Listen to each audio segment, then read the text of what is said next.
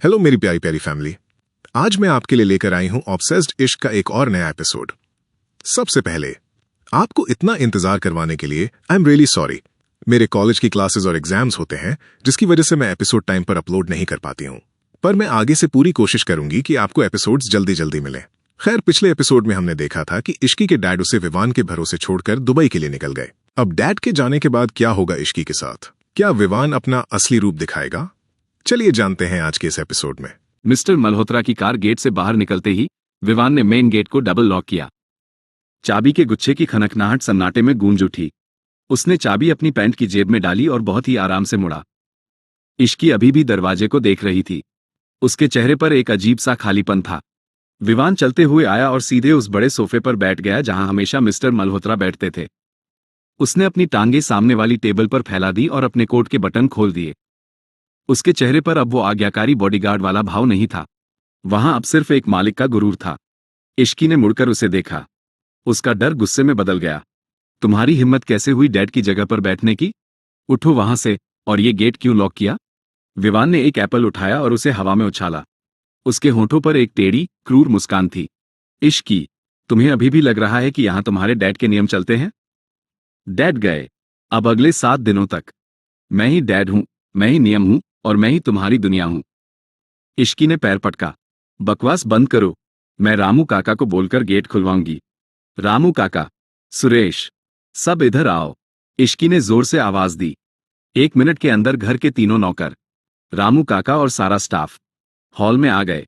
इश्की ने हुक्म दिया, काका गेट खोलिए, मुझे अभी तान्या के घर जाना है। रामू काका चाबी लेने के लिए आगे बढ़े, लेकिन विवान की एक आवाज ने उन्हें जमा दिया। रुकिए। विवान अपनी जगह से नहीं उठा। उसने बस जेब से एक मोटा लिफाफा निकाला और टेबल पर फेंक दिया। ये आप सबकी इस महीने की सैलरी है, और साथ में दिवाली का बोनस भी। अगले 7 दिनों के लिए आप सब छुट्टी पर हैं। मुझे इस घर में मेरे और इश्की मैम के अलावा कोई तीसरा इंसान नहीं चाहिए। अभी के अभी घर खाली कर दीजिए। इश्की सन रह गई। क्या? नहीं काका, आप कहीं नहीं जाएंगे। ये झूठ बोल रहा है। डैड ने ऐसा कुछ नहीं कहा था। रामू काका ने लाचारी से इश्की की तरफ देखा, फिर विवान की तरफ। विवान की आंखों में वो खौफ था जिसे देखकर अच्छे अच्छों की बोलती बंद हो जाए। और फिर जाते जाते मालिक ने कहा था कि विवान की बात माननी है। माफ कीजिएगा बिटिया रानी, साहब का हुक्म है कि विवान सर की बात मानी जाए। हम जा रहे हैं। स्टाफ एक एक करके अपना सामान लेकर पीछे के रास्ते से निकल गए। अब घर में सिर्फ 2 लोग थे, एक शिकारी और एक शिकार। इश्की को पहली बार महसूस हुआ कि उसका घर कितना बड़ा और डरावना है। उसने विवान को देखा जो उसे देखकर मजे ले रहा था। तुमने सबको भेज दिया? अब घर का काम कौन करेगा? मेरा खाना कौन बनाएगा? विवान सोफे से उठा और धीरे धीरे इश्की की तरफ बढ़ा। इश्की पीछे हटने लगी, यहां तक कि उसकी पीठ दीवार से जा लगी। विवान ने अपना हाथ दीवार पर रखा, इश्की के चेहरे के बिल्कुल करीब। खाना? वो तो बाद की बात है, पहले सजा की बात करते हैं। इश्की कांपने लगी। सजा? मैंने क्या किया? विवान ने अपना दूसरा हाथ इश्की के सामने फैला दिया। फोन? अभी। इश्की ने अपनी पॉकेट पर हाथ रख लिया। नहीं, बिल्कुल नहीं, ये मेरी पर्सनल प्रॉपर्टी है, मैं तुम्हें नहीं दूंगी। विवान थोड़ा और करीब झुक गया। उसकी गर्म सांसें इश्की के माथे पर लग रही थी। इश्की, मुझे अपनी बात दोहराना पसंद नहीं है, और मुझे छीनना बहुत अच्छे से आता है। प्यार से दे दो, वरना मुझे जबरदस्ती करनी पड़ेगी, और वो तुम्हें पसंद नहीं आएगी। इश्की को कबीर का हाल याद आ गया। उसकी आंखों में आंसू भर आए। उसने कांपते हाथों से अपना आईफोन निकालकर विवान की हथेली पर रख दिया। विवान ने फोन लिया। उसने इश्की की नम आंखों को देखा और मुस्कुराया, जैसे उसे इश्की को लाचार देखकर सुकून मिल रहा हो। गुड गर्ल, अब जाओ अपने कमरे में। इश्की वहां से भागने ही वाली थी कि विवान ने उसका हाथ पकड़ लिया और उसे अपनी तरफ खींचा। एक आखिरी नियम इश्की। विवान की आवाज अब बहुत धीमी और भारी थी। अगले 7 दिनों तक तुम अपने कमरे का दरवाजा अंदर से बंद नहीं करोगी। कुंडी का इस्तेमाल मना है। दरवाजा हमेशा इतना खुला रहेगा। विवान ने अपनी उंगलियों से थोड़ा सा गैप दिखाया, कि मैं जब चाहूं अंदर देख सकूं। इश्की चिल्लाई, तुम्हें शर्म नहीं आती? मेरी प्राइवेसी का क्या? मैं कपड़े कैसे बदलूंगी? मैं सोऊंगी कैसे? विवान ने उसके गाल को अपनी उंगली से छुआ। इश्की को घिन आई, पर वो हिल नहीं पाई। प्राइवेसी उन लोगों को मिलती है जिन पर भरोसा किया जा सके, और तुम पर मुझे रत्ती भर भी भरोसा नहीं है। रही बात कपड़े बदलने की, तो वॉशरूम में दरवाजा है, लेकिन बेडरूम का दरवाजा खुला रहेगा। अगर बंद किया तो मैं दरवाजा ही उखाड़ फेंकूंगा, समझी? इश्की ने नफरत से उसे देखा। मैं तुमसे नफरत करती हूं विवान, तुम जानवर हो। विवान हंसा। शुक्रिया मैम, अब भागो यहां से। इश्की अपना गाउन संभालते हुए सीढ़ियों से ऊपर भागी। वो अपने कमरे में गई और दरवाजा जोर से बंद करना चाहा, लेकिन विवान की लाल आंखें याद आ गईं। उसने बेमन से दरवाजा हल्का सा खुला छोड़ा और बिस्तर पर गिरकर तकिए में मुंह छिपाकर रोने लगी। नीचे हॉल में विवान ने इश्की का फोन अपनी जेब में रखा। उसने विस्की की बोतल खोली और एक घूंट सीधा बोतल से पिया। उसे ऊपर से आती रोने की आवाज संगीत जैसी लग रही थी। रो लो इश्की, अभी तो खेल शुरू हुआ है। अभी तो तुम्हें यह भी नहीं पता कि असली भूख क्या होती है। इश्की बेड पर लेटी थी। रोते रोते उसका मेकअप खराब हो चुका था। दोपहर से उसने कुछ नहीं खाया था। भूख के मारे उसका बुरा हाल था। उफ, हे भगवान, ये पेट भी अभी ही बजना था। भूख के मारे मेरी जान निकल रही है यार। अगर मैंने अगले 10 मिनट में कुछ नहीं खाया तो मैं पक्का बेहोश हो जाऊंगी। और अगर मैं बेहोश हुई तो वो राक्षस विवान मुझे हॉस्पिटल ले जाने के बजाय यहीं छोड़ देगा। इश्की ने रजाई हटाई और धीरे से उठी। उसने देखा उसका डोर अभी भी थोड़ा सा खुला था, जैसा विवान ने ऑर्डर दिया था। खड़ूस कहीं का, खुद तो मस्त सो रहा होगा और मुझे यहां टॉर्चर कर रहा है। पर मैं भी इश्की मल्होत्रा हूं। चुपके से नीचे जाऊंगी, कुछ खाऊंगी और वापस आ जाऊंगी। उसे पता भी नहीं चलेगा। इश्की ने अपनी सिल्क की रोब ठीक की। उसने अपनी हील्स नहीं पहनी, नंगे पैर ही दबे पांव सीढ़ियों की तरफ बढ़ी। फ्लो पर उसके पैरों की हल्की थप थप आवाज भी उसे डरा रही थी। वो किचन में पहुंची। किचन बहुत बड़ा था और अंधेरे में और भी डरावना लग रहा था। उसने जल्दी से फ्रिज खोला। फ्रिज की लाइट से उसकी आंखों में चमक आ गई। अंदर बहुत कुछ था, सब्जियां, अंडे, दूध। लेकिन इश्की को कुकिंग का सी भी नहीं आता था। उसे तो पानी का ग्लास भी ट्रे में सजा हुआ मिलता था। ये रामू काका भी ना जाने से पहले मेरे लिए पास्ता या सैंडविच बनाकर नहीं जा सकते थे? अब मैं ये कच्ची गोभी का क्या करूं? तभी उसकी नजर शेल्फ पर रखे मैगी के पैकेट पर पड़ी। Yes, Maggi. थैंक गॉड, ये तो दुनिया का सबसे आसान काम है। बस पानी डालो, मसाला डालो और हो गया। मैं कर सकती हूं। इश्की ने गैस ऑन करने की कोशिश की। उसे लाइटर चलाना भी ठीक से नहीं आता था। 3-4 बार क्लिक क्लिक करने के बाद फाइनली गैस जली। हम्फ, देखा, मैं सब कर सकती हूं। विवान को लगता है मैं बेकार हूं। उसने एक बड़े से पतीले में पानी चढ़ाया। उसे अंदाजा नहीं था कि एक पैकेट के लिए कितना पानी चाहिए, तो उसने सेफ साइड रहने के लिए पूरा जग भर दिया। फिर उसमें मैगी डाल दी। 5 मिनट बीते, 10 मिनट बीते। पानी उबलकर बाहर गिरने लगा। छन छन की आवाज आने लगी और जलने की बदबू फैल गई। ओह शिट, शिट, ये क्या हो रहा है? ये पानी बाहर क्यों आ रहा है? इश्की घबरा गई। उसे लगा कहीं विवान न जाग जाए। हड़बड़ी में उसने गैस बंद करने के बजाय पतीले को ही गैस से उतारने की कोशिश की, वो भी बिना किसी कपड़े के, अपने नंगे हाथों से। जैसे ही उसने गर्म स्टील को छुआ, आहा, इश्की की चीख निकल गई। पतीला उसके हाथ से छूट गया। गर्म पानी और अधपकी मैगी पूरे फ्लो पर फैल गई। उफ मम्मा! इश्की अपनी जली हुई उंगली पकड़कर वहीं जमीन पर बैठ गई। उसकी आंखों से आंसू टपकने लगे। दर्द बहुत तेज था। तभी किचन की मेन लाइट ऑन हुई। इश्की का दिल धक से रह गया। उसने डरते डरते पीछे मुड़कर देखा। किचन के दरवाजे पर विवान खड़ा था। उसने ब्लैक कलर का लोअर और एक टाइट ब्लैक वेस्ट पहनी थी। उसके बाल बिखरे हुए थे और उसका चेस्ट पसीने से हल्का चमक रहा था। शायद वो अभी भी वर्कआउट कर रहा था या सोने की कोशिश कर रहा था। उसके मसल्स लाइट में साफ दिख रहे थे। विवान की नजर पहले जमीन पर बिखरे कचरे पर गई और फिर रोती हुई इश्की पर। उसके चेहरे पर गुस्सा नहीं था, बल्कि एक बहुत ही इरिटेटिंग स्माइल थी। वो धीरे धीरे चलकर अंदर आया। क्या बात है प्रिंसेस? कुकिंग क्लास चल रही थी या घर जलाने की प्रैक्टिस? इश्की ने उसे गुस्से से देखा, आंखों में आंसू थे। चुप रहो, मेरा मजाक मत उड़ाओ। मुझे चोट लगी है, मेरी उंगली जल गई। विवान का मजाक थोड़ा कम हुआ। उसने इश्की के पास घुटनों के बल बैठकर उसका हाथ अपने हाथ में लिया। उंगली लाल हो गई थी। विवान ने उसे खींचकर खड़ा किया और सिंक के पास ले गया। उसने नल खोला और ठंडे पानी के नीचे इश्की का हाथ कर दिया। इश्की ने हाथ छुड़ाने की कोशिश की। छोड़ो मुझे, मुझे दर्द हो रहा है। विवान ने उसकी कलाई को सख्ती से पकड़ लिया। उसने मिरर में इश्की की आंखों में देखा। दर्द होना चाहिए, विवान ने उसके कान के पास झुककर बहुत ही धीमी आवाज में कहा, ताकि अगली बार ऐसी बेवकूफी न करो। जब तुम्हें पता है कि तुम एक ग्लास पानी भी खुद नहीं उठा सकती, तो ये स्टंट करने की क्या जरूरत थी? मुझे उठा नहीं सकती थी? तुम्हें? मैं भूखी मर जाऊंगी पर तुम्हें नहीं उठाऊंगी। तुम राक्षस हो। विवान ने पानी बंद किया। उसने वहां रखे टॉवल से इश्की का हाथ पोंछा, थोड़ा जोर से, जानबूझकर, ताकि उसे महसूस हो। फिर उसने इश्की को उठाकर किचन के स्लैब पर बिठा दिया। इश्की के पैर हवा में झूल रहे थे, वो बिल्कुल एक छोटी बच्ची जैसी लग रही थी। विवान ने फ्रिज से आइस पैक निकाला और इश्की की उंगली पर लगाया। इश्की ने दर्द में आंखें बंद कर ली। तुम्हें क्या लगा? मैं तुम्हें भूखा मारूंगा? विवान ने उसकी आंखों में देखा। नहीं इश्की, तुम्हें मारना मेरा मकसद नहीं है। तुम्हें तड़पाना है, और भूखे पेट तड़पने में वो मजा नहीं आता। विवान मुड़ा और दूसरी गैस जलाई। उसने बहुत ही प्रोफेशनल तरीके से अंडे फेंटे, बटर डाला और पैन में डाल दिया। इश्की चुपचाप स्लैब पर बैठी उसे देख रही थी। विवान के बैक मसल्स मूव कर रहे थे जब वो कुकिंग कर रहा था। 5 मिनट में विवान ने एक परफेक्ट ऑमलेट और टोस्ट की प्लेट तैयार की।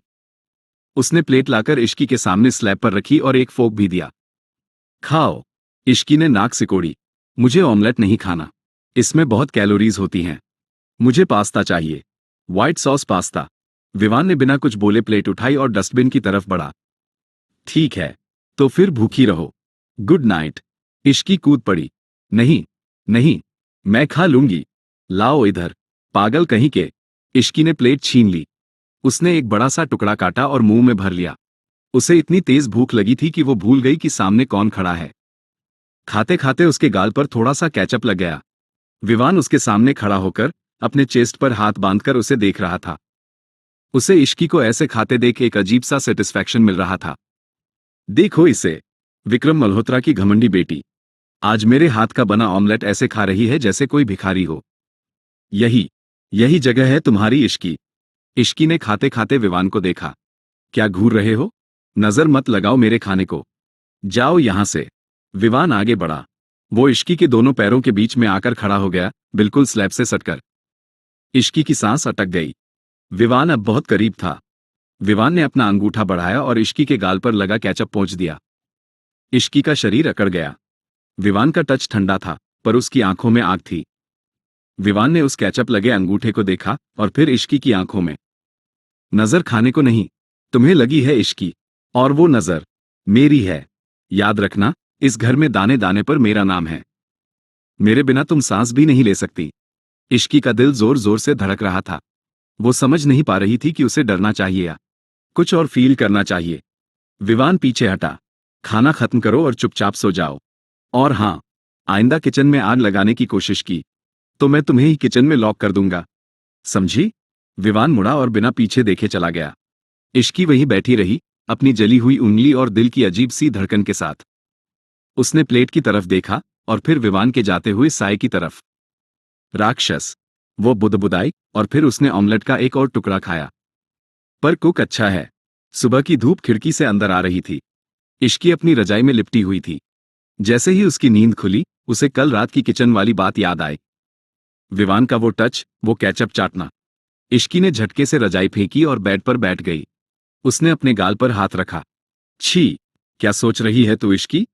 वो राक्षस है। उसने तेरा फोन छीना है, तुझे घर में कैद किया है। और तू तू उसके ऑमलेट के सपने देख रही है? शर्म कर थोड़ी। वो बेड से उतरी और शीशे के सामने जाकर खड़ी हो गई। उसने अपनी कमर पर हाथ रखा और खुद को घूरने लगी। बहुत हो गया इसका ड्रामा। आज तो फैसला होकर रहेगा। या तो चाबी मिलेगी या फिर। इश्की की नजर फ्रूट बास्केट में रखे उस नुकीले चाकू पर गई जो वो रात में ऊपर लाई थी लेकिन भूख के मारे नीचे चली गई थी। उसके दिमाग में एक खतरनाक, जो उसे लग रहा था, आइडिया आया। वो खुद से बातें करने लगी। छुरा ले लूं क्या अपने पास? हाँ, ये चाकू काफी है। जैसे ही वो पास आएगा, सीधा पेट पे लगा दूंगी। लेकिन मैं ऐसा कर पाऊंगी ना? हाँ, क्यों नहीं कर लूंगी।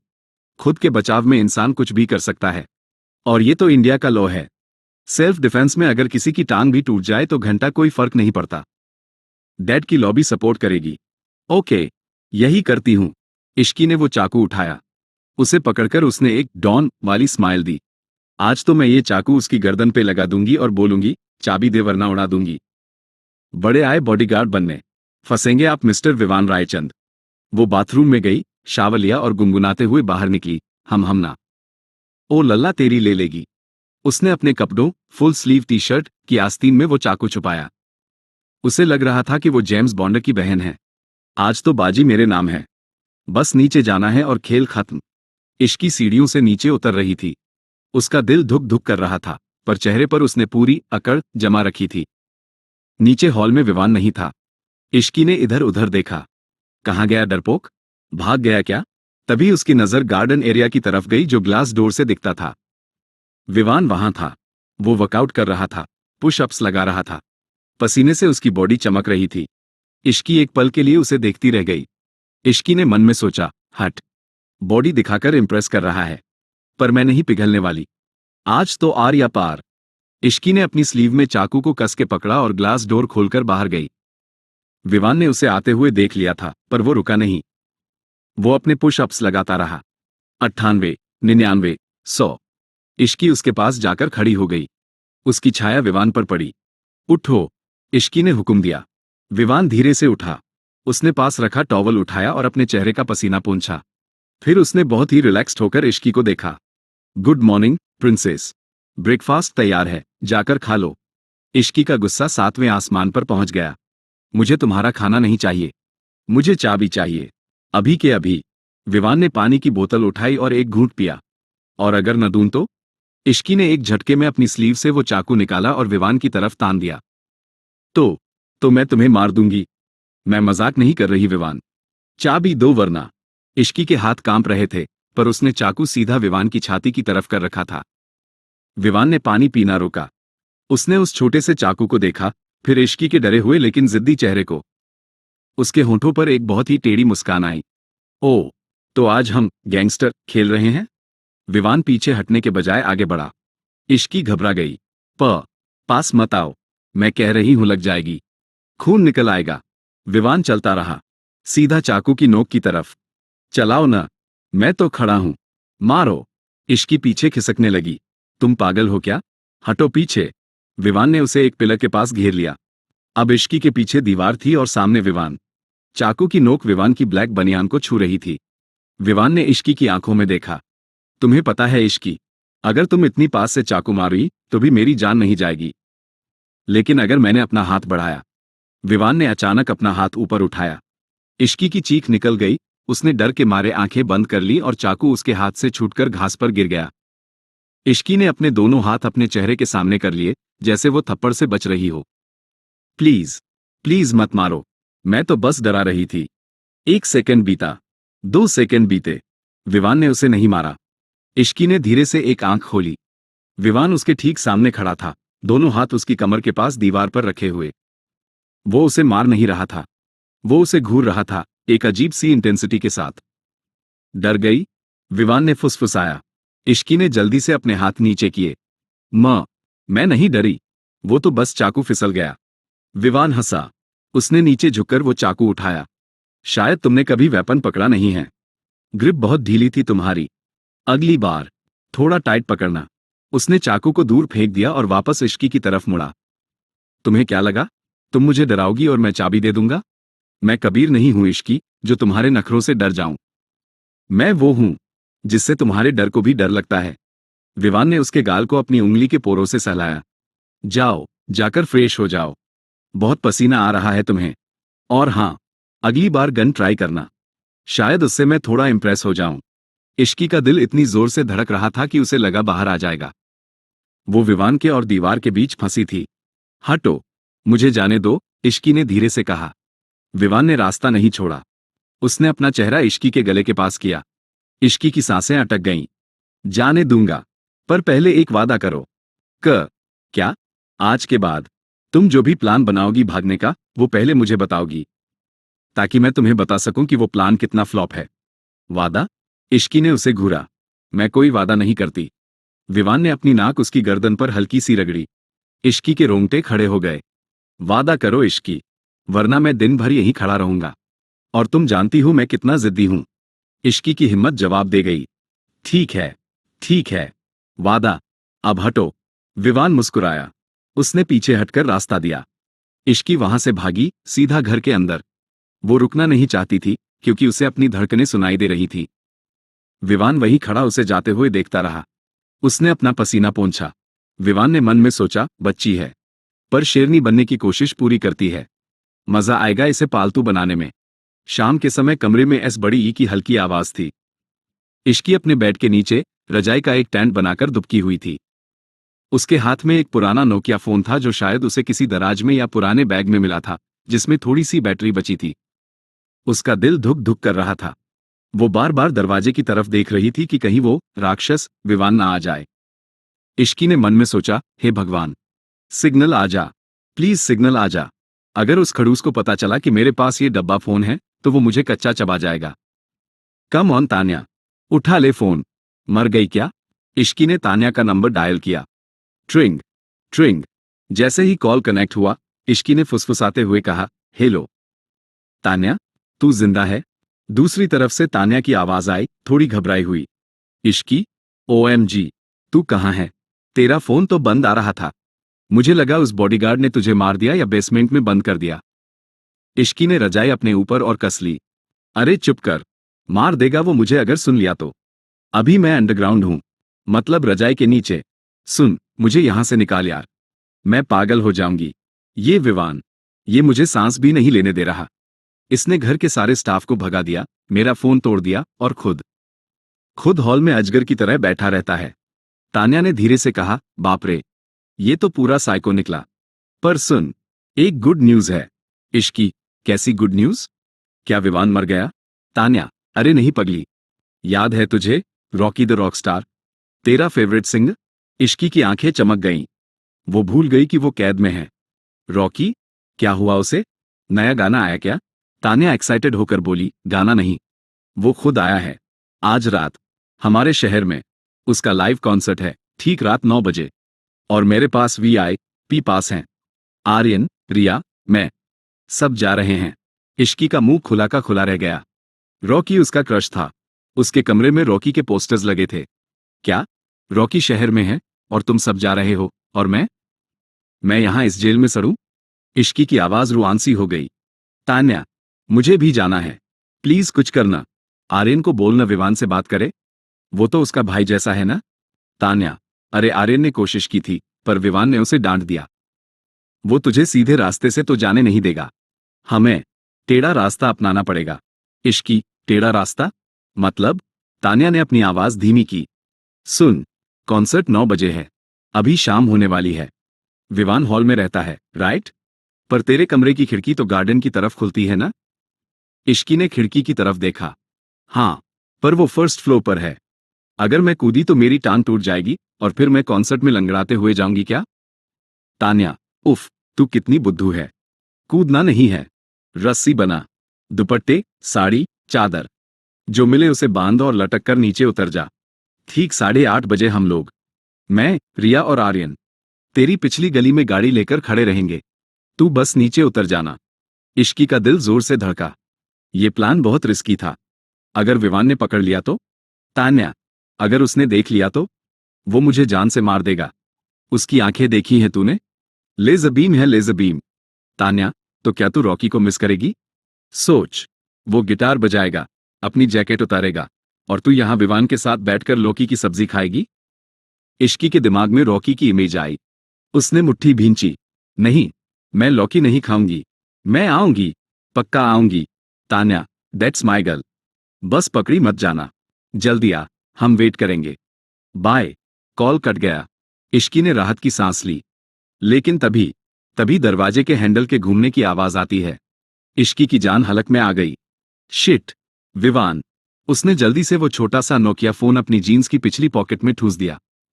रजाई को एक तरफ फेंका और जल्दी से बेड पर लेट गई और हाथ में एक मैगजीन उठा ली। दरवाजा खुला। विवान अंदर आया। उसने एक वाइट शर्ट पहनी थी जिसके बटन ऊपर तक खुले थे और स्लीव्स चढ़ी हुई थी। वो शायद किसी काम से आया था। विवान ने कमरे में चारों तरफ नजर घुमाई। इश्की बेड पर लेटी थी, मैगजीन उसके चेहरे के सामने थी। विवान धीरे धीरे चलते हुए बेड के पास आया। इश्की ने मैगजीन नीचे की। उसने अपनी धड़कन को कंट्रोल करने की कोशिश की, पर चेहरा बता रहा था कि चोरी की है। हाँ, क्या है? नॉक करके नहीं आ सकते? विवान ने एक तिरछी मुस्कान दी। दरवाजा खुला था, जैसा मैंने कहा था। और मैगजीन उल्टी पकड़ी है तुमने। इश्की ने नीचे देखा। मैगजीन सच में उल्टी थी। इश्की ने मन में सोचा, धत तेरे की।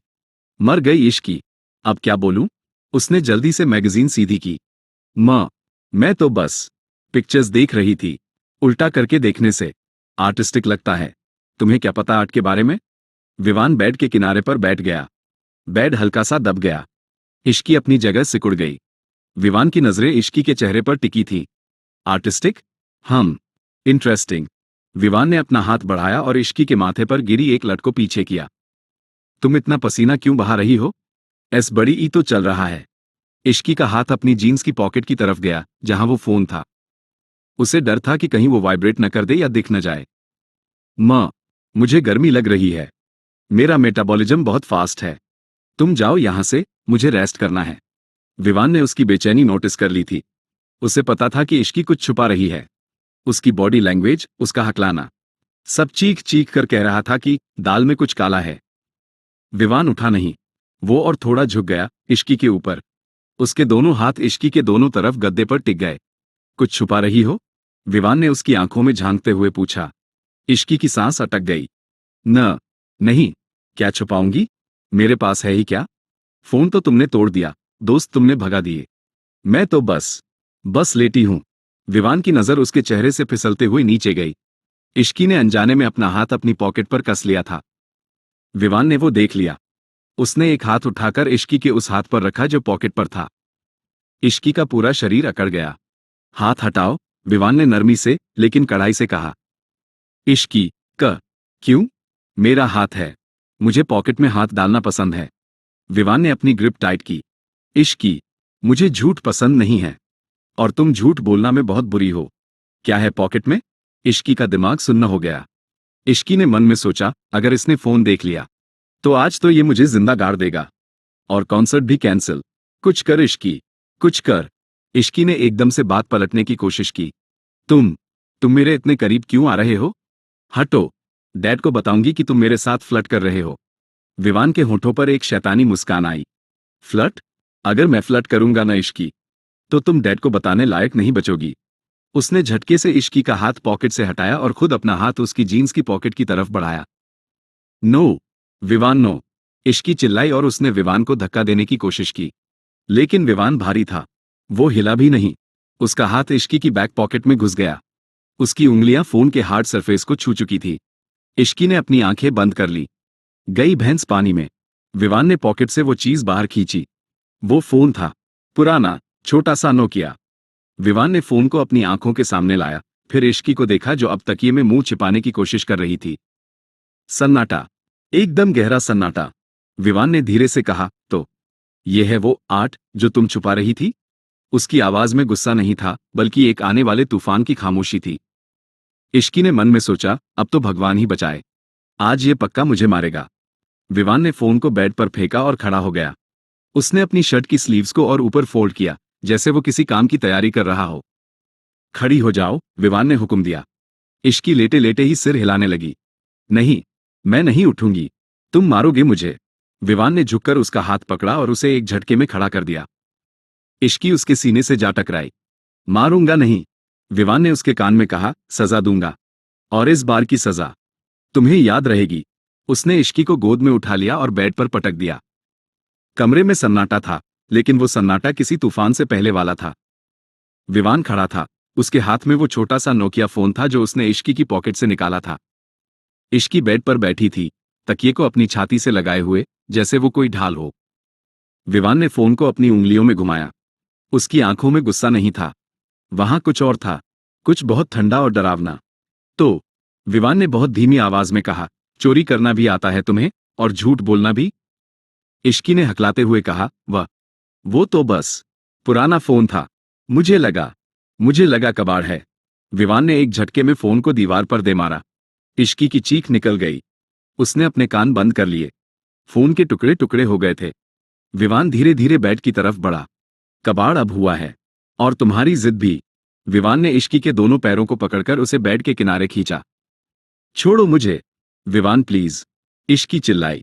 विवान उसके ऊपर झुक गया। उसके दोनों हाथ इश्की के कंधों के पास गद्दे में धंस गए। इश्की पूरी तरह से पिंजरे में थी। सजा, विवान ने उसके कान में फुसफुसाया। नियम तोड़ने की सजा मिलती है इश्की। मैंने कहा था ना, नो फोन। इश्की रोने लगी। सॉरी, मैं आगे से नहीं करूंगी। प्लीज मुझे छोड़ दो। विवान ने अपना चेहरा उसके बिल्कुल करीब किया। छोड़ दूं? इतनी आसानी से? तुमने फोन अपनी जीन्स में छुपाया था ना? विवान का हाथ धीरे धीरे उसकी जीन्स की बेल्ट की तरफ बढ़ा। शायद मुझे चेक करना चाहिए कि तुमने और क्या क्या छुपा रखा है। कहीं कोई और फोन तो नहीं? या कोई चाकू? इश्की का खून जम गया। नहीं, कुछ नहीं है। मैं सच बोल रही हूं। विवान रुका नहीं। उसकी उंगलियां इश्की की टी शर्ट के किनारे को छू रही थी। तुम्हें कपड़े पहनना पसंद नहीं है ना? मेरी दी हुई ड्रेसेस तुम्हें पसंद नहीं आती? तो ठीक है, उतार दो इन्हें। इश्की की आंखों से आंसुओं की धार बहने लगी। विवान प्लीज, ऐसा मत करो। मैं हाथ जोड़ती हूं। विवान ने उसे घूरा। मैंने कहा उतारो। या मैं उतारूं? इश्की ने कहा, नहीं, पागल हो क्या तुम? और ये कहकर भागने की कोशिश करती है। विवान इश्की को कमर से पकड़कर खींचता है। लाओ, मैं निकाल देता हूं। इश्की कांपते हाथों से अपनी टी शर्ट पकड़कर रो रही थी। उसे अब बहुत ज्यादा डर लग रहा था। वो इतनी डरी हुई थी कि उसे सांस भी नहीं आ रही थी। मैं नहीं कर सकती। प्लीज विवान, मैं तुम्हारी हर बात मानूंगी। बस ये नहीं। विवान ने उसकी आंखों में वो असली डर देखा। वो खौफ, वो बेबसी। यही तो वो चाहता था। उसे इश्की का शरीर नहीं चाहिए था, उसे उसका ईगो तोड़ना था। विवान ने अचानक अपना हाथ हटाया और पीछे हो गया। उसने एक गहरी सांस ली और अपने बाल पीछे किए। रोने में बहुत एनर्जी वेस्ट करती हो तुम। विवान ने ठंडे स्वर में कहा।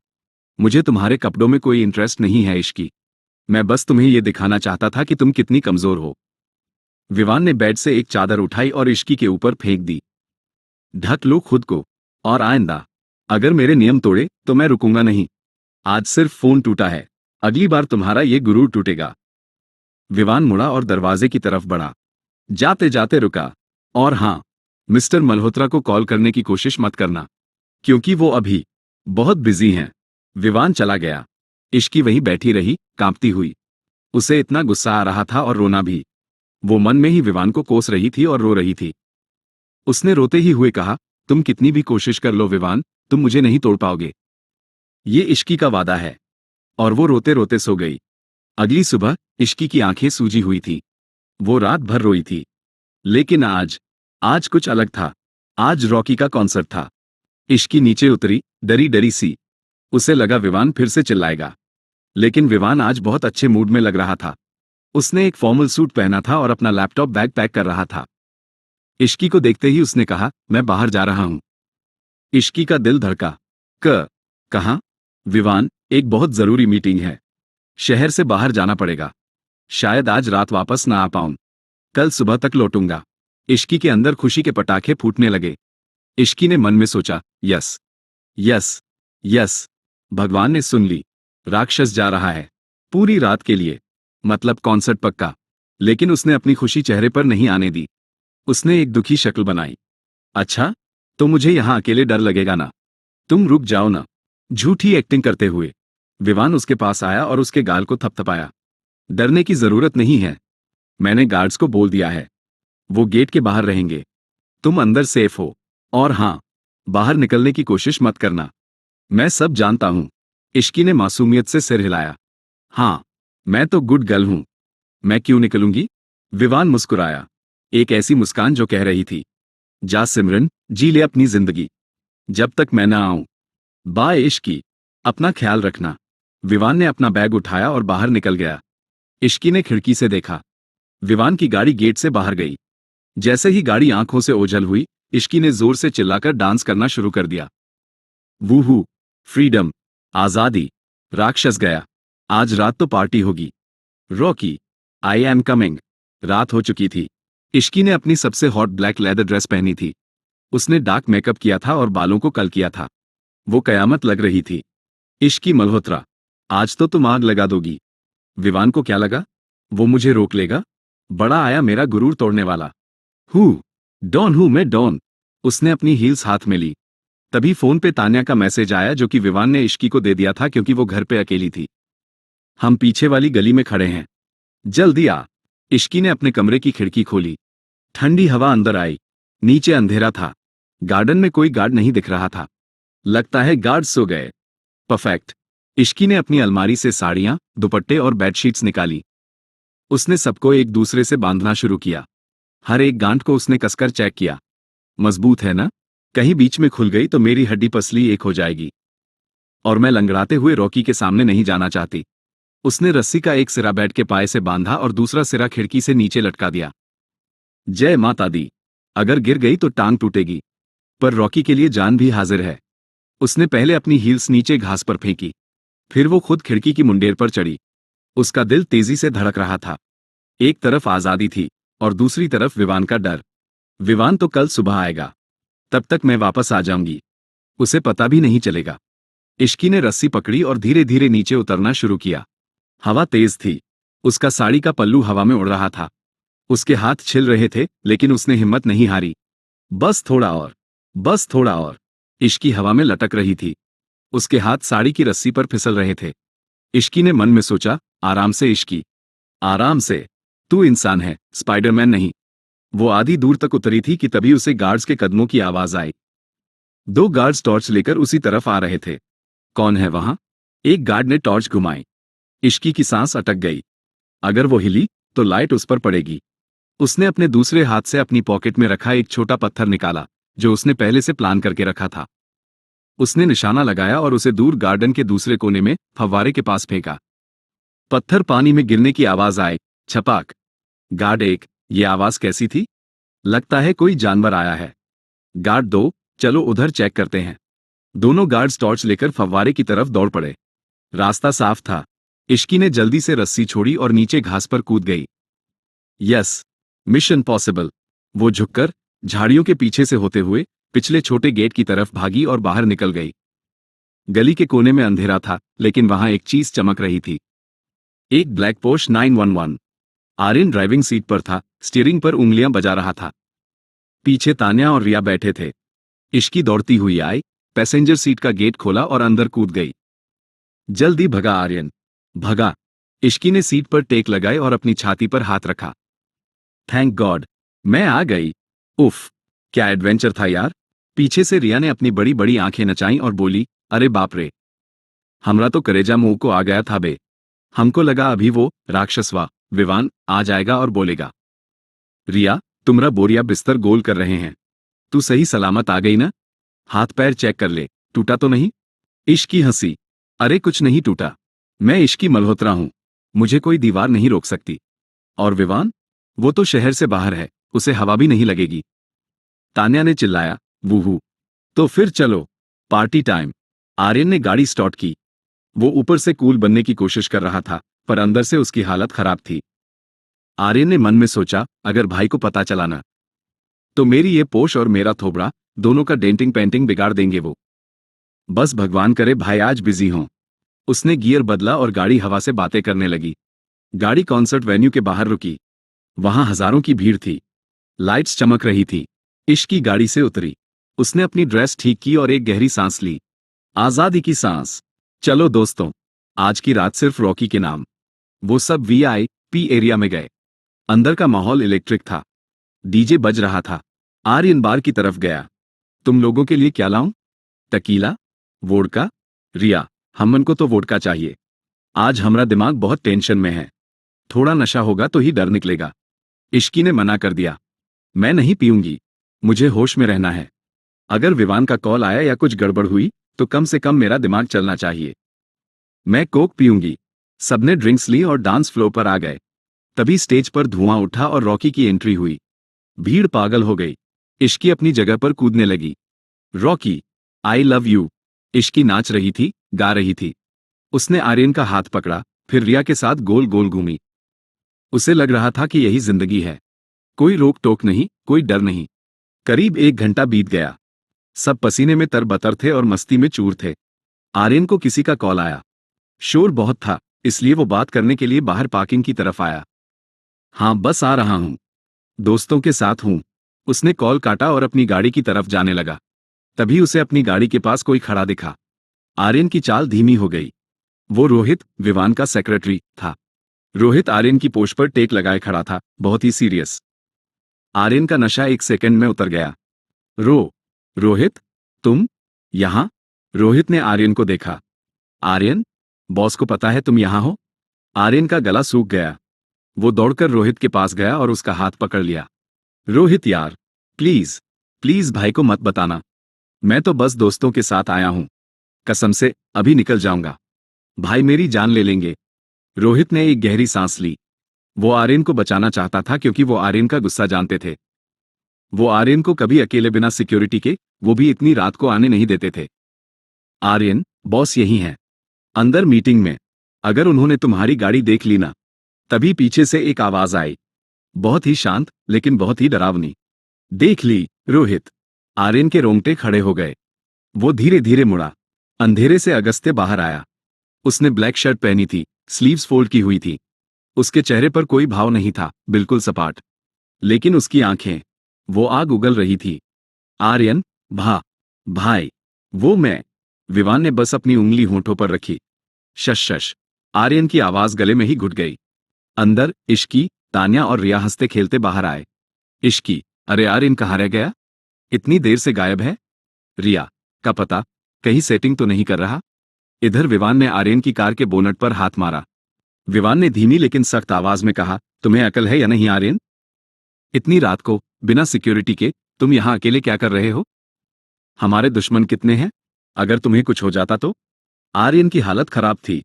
वो मन ही मन भगवान का शुक्रिया मना रहा था कि भाई को इश्की के बारे में नहीं पता। सॉरी भाई, वो बस दोस्तों ने फोर्स किया तो आ गया। आगे से नहीं होगा। विवान ने उसे घूरा। दोस्त? कौन से दोस्त? जो मुसीबत आने पर भाग जाएं? आर्यन चुप रहा। पसीना उसकी कनपटी से बह रहा था। तभी लिफ्ट का दरवाजा खुला। इश्की, तान्या और रिया हंसते खेलते, लड़खड़ाते हुए बाहर आए। रिया के हाथ में अभी भी एक खाली गिलास था। रिया ने नशे में झूमते हुए कहा, अरे कबे, ई लिफ्टवा तो बहुत धीरे चलता है। हमरा तो नशा ही उतर गया। तान्या, चुप कर रिया। वो देख, आर्यन खड़ा है वहां। इश्की ने देखा। उसे आर्यन दिखा, लेकिन अंधेरे की वजह से उसे विवान का चेहरा नहीं दिखा, क्योंकि विवान की पीठ उनकी तरफ थी। इश्की को लगा आर्यन किसी गार्ड या ड्राइवर से बात कर रहा है। इश्की ने राहत की सांस ली। चलो, आर्यन मिल गया। अब घर चलते हैं इससे पहले कि विवान वापस आए। वो सब बेफिक्र होकर आर्यन की तरफ बढ़े। रिया ने दूर से ही चिल्लाया, ओए हीरो, क्या कर रहा है बे वहां? सेटिंग वेटिंग हो गई क्या? चलना, बहुत भूख लगा है हमको। आर्यन ने जैसे ही रिया की आवाज सुनी, उसकी आंखों के सामने अंधेरा छा गया। आर्यन ने मन में सोचा, ओह शिट, शिट, शिट, ये चुड़ैलें अभी क्यों आए? आज तो मेरी कब्र खुद गई। विवान भाई अब नहीं छोड़ेंगे। आर्यन ने दबी आवाज में इशारा करने की कोशिश की, भाग जाओ, वापस जाओ। पर लड़कियों को समझ नहीं आया। इश्की भी पास आ गई। आर्यन, किससे बात कर रहा है? चल न यार। विवान ने रिया और इश्की की आवाज सुनी। वो जो आर्यन को डांट रहा था, एकदम चुप हो गया। उसका शरीर अकड़ गया। उसने बहुत धीरे से, बहुत स्लो मोशन में पीछे मुड़कर देखा। जैसे ही विवान का चेहरा स्ट्रीट लाइट की रोशनी में आया, इश्की के कदम वहीं जम गए। इश्की की आंखों में वो खुशी, वो नशा, सब एक पल में गायब हो गया। उसकी जगह ले ली खौफ ने। उसके हाथ से उसका क्लच छूटकर जमीन पर गिर गया। सामने विवान खड़ा था। ब्लैक शर्ट, फोल्ड की हुई स्लीव्स और माथे पर वो नसों का तनाव जो बता रहा था कि ज्वालामुखी फटने वाला है। रिया, जो अभी तक मजाक कर रही थी, उसकी जीभ तालू से चिपक गई। रिया ने फुसफुसाते हुए कहा, ई का है बे? ई तो साक्षात यमराज लग रहे हैं। मम्मी, हमका बचा लो। ई आदमी का आंख देखो, हमको कच्चा चबा जाएगा। तान्या तो डर के मारे आर्यन की गाड़ी के पीछे छुपने लगी। इश्की, तूने बोला था वो नहीं आएगा। इश्की कुछ बोल नहीं पा रही थी। उसका गला सूख गया था। वो बस विवान को देख रही थी। उसे अपनी वो रस्सी वाली ट्रिक, वो पत्थर फेंकना, वो भागना, सब याद आ रहा था। और अब उसे लग रहा था कि वो कितनी बड़ी बेवकूफ थी। विवान ने अपनी जगह से एक कदम बढ़ाया। चारों लोग एक कदम पीछे हट गए। विवान ने पहले आर्यन को देखा, फिर लड़कियों को। उसकी नजर इश्की की शॉर्ट लेदर ड्रेस और उसके खुले बालों पर जाकर रुक गई। उसने आर्यन की तरफ देखा। तो ये हैं तुम्हारे दोस्त, जिनके लिए तुम बिना सिक्योरिटी के आए थे? आर्यन ने सिर झुका लिया। भाई, वो। विवान, चुप, एक शब्द नहीं। विवान की आवाज इतनी भारी और कड़क थी कि पार्किंग में खड़ी गाड़ियों के अलार्म बजने जैसा लगा। विवान धीरे धीरे इश्की के पास आया। इश्की की सांसें अटक गईं। विवान ने इश्की को ऊपर से नीचे तक देखा, एक ऐसी नजर जो चीख चीख कर कह रही थी, घर चलो, फिर बताता हूं। इश्की ने अनजाने में अपनी ड्रेस नीचे खींचने की कोशिश की।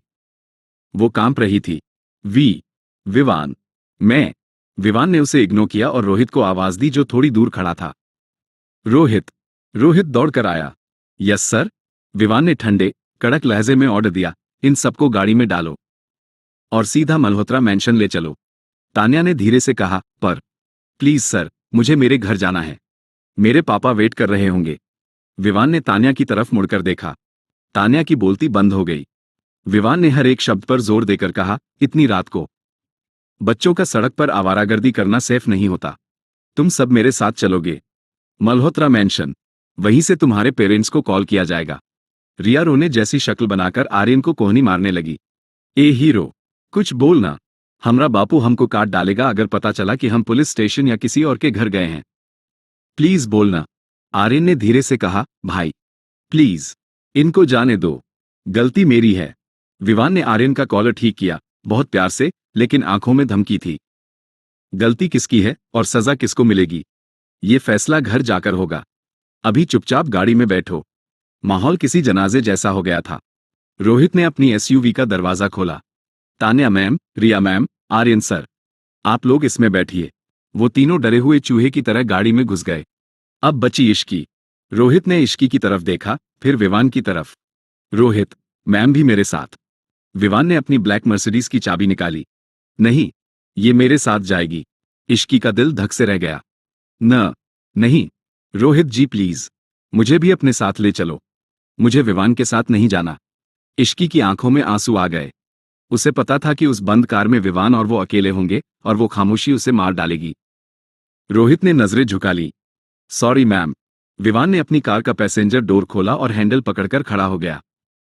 उसने कुछ नहीं बोला, बस अपनी ठोड़ी से इशारा किया, अंदर बैठो। इश्की के पैर नहीं उठ रहे थे। वो रोते हुए धीरे धीरे विवान के पास गई।